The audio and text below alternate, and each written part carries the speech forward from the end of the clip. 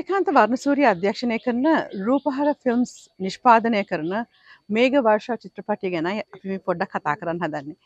ඇත්තටම අංජලි දමිත් චතුර ප්‍රධාන චරිත කරන මේ චිත්‍රපටය අනිවාර්යයෙන්ම සුපර් හිට් එකක් වෙනවා.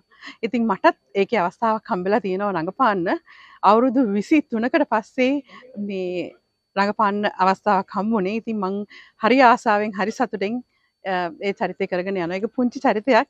හැබැයි මට මගේ රසිකයන් අතරට යන්න හොඳ අවස්ථාවක් වුණා. ඒ වගේම උදය අයියත් එක්ක පළවෙනි වතාවට මම චිත්‍රපටයක් කරන්නේ. ඒකත් මට මහඟු අවස්ථාවක්. ඉතින් මේ ඔක්කොම සම්බන්ධීකරණය කරේ හංසලි සමරවික්‍රම. ඉතින් එයාට ලොකු ක්‍රෙඩිට් එකක් යන්න ඕනේ. Thank you.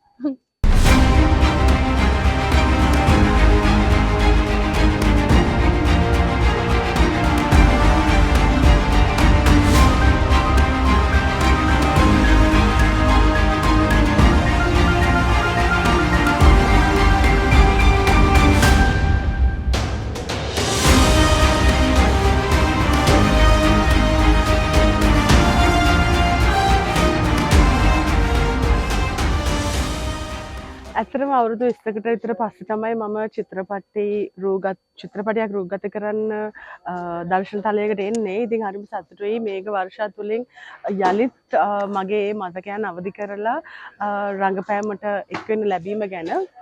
පොඩි චරිතයක් වුණත්